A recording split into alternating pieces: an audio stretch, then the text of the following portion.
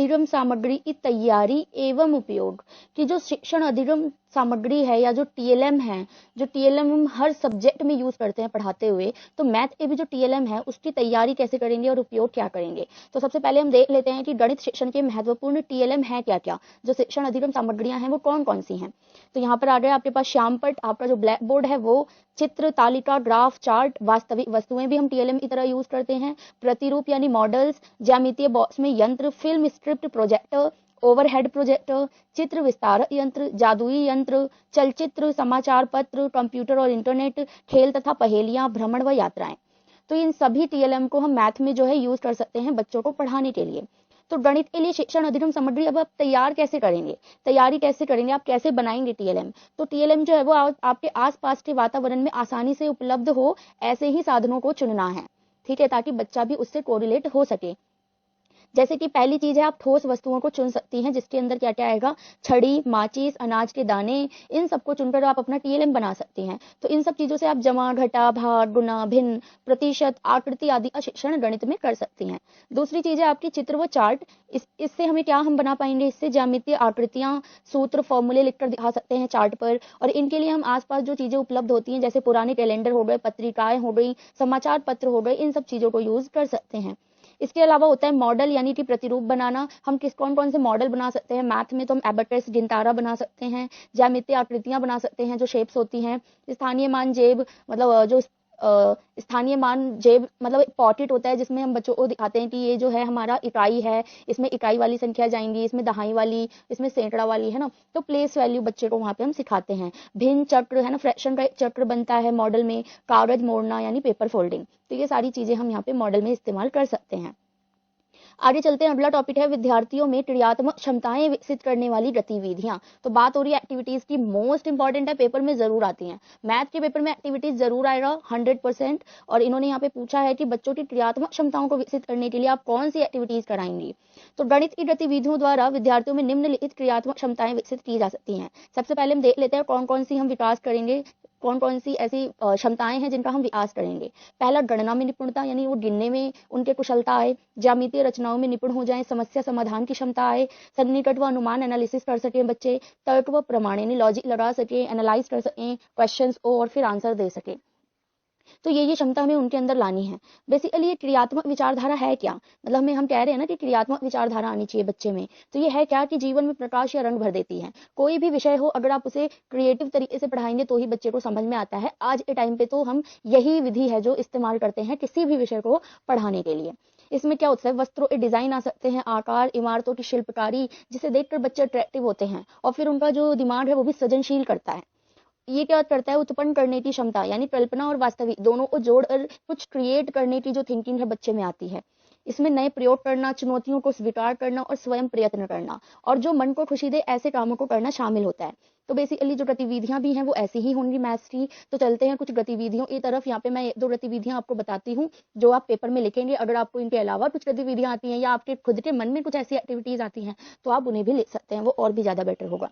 तो सबसे पहली जो गतिविधि है, यहाँ दिया हुआ है कि दी गई सभी टोकरियों में बराबर आम रखें। ये क्वेश्चन है। अब देखिए आपके पास आम कितने हैं, 1 2 3 4 5 6 और 6 दूनी 12, यानी टोटल 12 आम हैं और हमारे पास टोकरियां हैं 1 2 एंड 3, तो सिर्फ 3 हैं।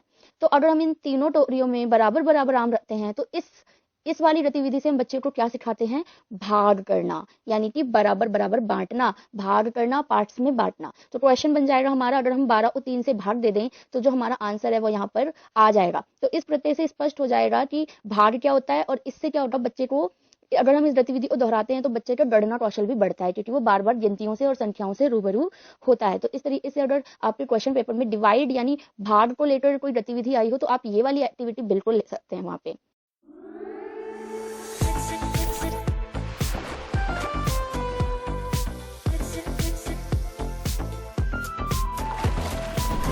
Asian Paints Royal Glitz. Glitz up your decor. It's worth it.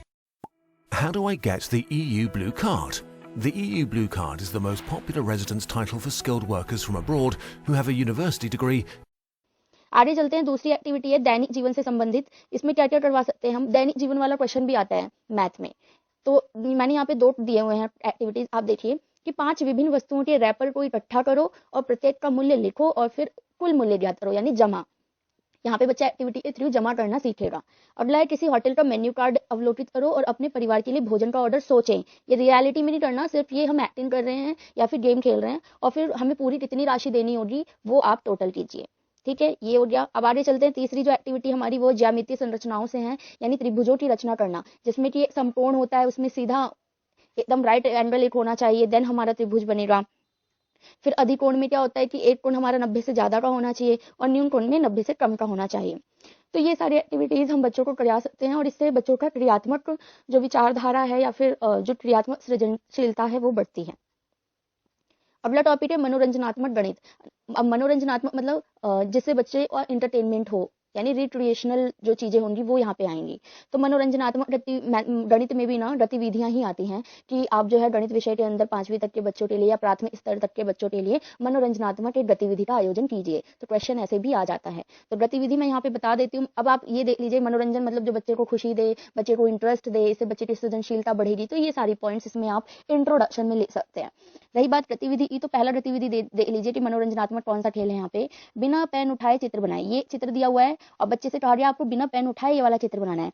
तो ये देखिए बच्चे के लिए कितना इंटरेस्टिंग हो जाएगा, इंटरटेनिंग हो जाएगा। तो देखिए यहाँ पे बच्चे ने ये बनाया, जैसे कि एरो से आप समझ जाएंगे कि पहले 1 2 3 4 5 6 7 8।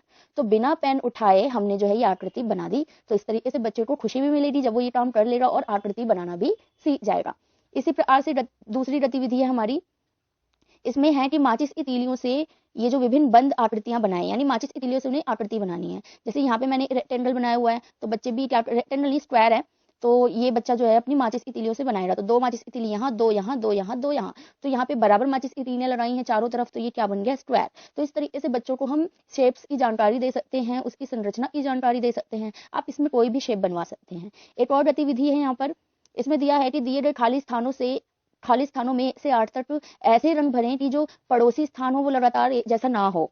तो मतलब एक के बाद जो दूसरी संख्या है वो कंटिन्यू नहीं आनी चाहिए। तो ये आकृति थी। अब ये इसका आंसर है, देखिए 1 के बाद 2 है, नहीं ये दूर है। अब 3 देखिए ये भी इससे दूर है, 4 भी इससे दूर है, बीच में कुछ ना कुछ आ रहा है, फिर 5 यहाँ आ रहा है, फिर 6 यहाँ, 7 यहाँ, 8 यहाँ। तो कोई भी संख्या एक के बाद एक तुरंत नहीं आ रही है आपस में। तो ये आपकी जो है मनोरंजनात्मक गणित के अंदर आएगा। इसके अलावा इसके अंदर आते हैं गणितीय खेल। इन खेलों की क्या विशेषताएं हैं कि इस खेल में जो है 2 या 2 से अधिक बच्चे भी खेल सकते हैं। इसमें चुनौतियां होती हैं, कुछ नियम होते हैं, कुछ संरचनाएं होती हैं, निश्चित अंतिम बिंदु होता है कि खेल खत्म कहाँ पे होगा, और गणितीय ज्ञान भी इसमें सम्मिलित होता है। तो इन खेलों के उदाहरण क्या क्या हैं? रेखा पार करना, जैसे कोई रेखा बनाई रही है, आपको चलना है, देन काउंट करना है और फिर उस रेखा को पार करना है। ग्रिड के अनुसार कूदना, जैसे क्लास में ग्रिड बने होते हैं बॉक्सेस, तो आपको एक बॉक्स छोड़ना है या गिनते हुए जाना है आगे। अंक स्थान खेल, प्लेस वैल्यू वाला, हमने जो है सीढ़ियां डिवाइड कर ली है, इकाई है, दहाई है और ये सैकड़ा। हम कहेंगे बच्चों से आप दहाई पे कूदो, तो वो दहाई पे कूदेंगे, तो उन्हें पता चलेगा कि इकाई पहली संख्या होती है, फिर दूसरी संख्या दहाई होती है। तो ऐसे मनोरंजनात्मक या फिर जो हमारे खेल हैं वो इसके अंदर आएंगे। दूसरी चीज है पहेली, ये भी हमारे मनोरंजन में ही आता है।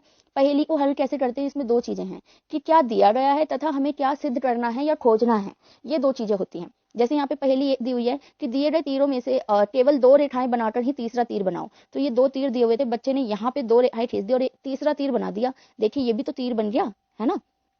तो ये आपकी पहेलियों में आ जाएगा। पहेली नंबर 2 भी यहाँ पर है कि 1 से 9 तक अंकों को इस प्रकार से व्यवस्थित करें कि कुल योग जो है वो 900 बनना चाहिए। तो देखिए यहाँ पे 9 6 5, तो फिर 0 आया जमा करने पे, फिर ये ऐसे करके जो है आपका 900 आंसर यहाँ पे कुल योग आ जाएगा। तो ऐसे जो हम पहेलियां बच्चों को देते हैं, इससे भी बच्चों का जो है लॉजिकली माइंड बहुत शार्प होता है और वो गणित में बहुत ही इंटरेस्ट लेते हैं। अगला टॉपिक है मेंटल मैथमेटिक्स, यानी मानसिक गणित। ये अनेक बार जो है कागज व कलम प्रयोग किए बिना ही सूत्रों का अनुप्रयोग करके मौखिक रूप से परिकलन करता है। हाँ जी, जो मैथमेटिक्स हमारी मेंटल मैथमेटिक्स है, उसमें आप बैठ कर कॉपी किताब लेकर 10 घंटे तक क्वेश्चन सॉल्व नहीं करते, आपको माइंड में ही कैलकुलेशन करनी होती है और वर्बली आंसर देना होता है। Were you born between 1980 to 2000? Axis Max Life is offering customized term insurance plans for you with 1 crore life cover, an exclusive 15% discount on term plan for all the salaried employees, and get paid premiums back free of cost once your liabilities are over. Cherry on top, Axis Max Life Insurance has claims paid ratio, making it India के भरोसे का number, and 100% genuine claims paid with 3 hours payment guarantee. No waitings and no worries. What are you waiting for? Click on the link below to calculate your premium.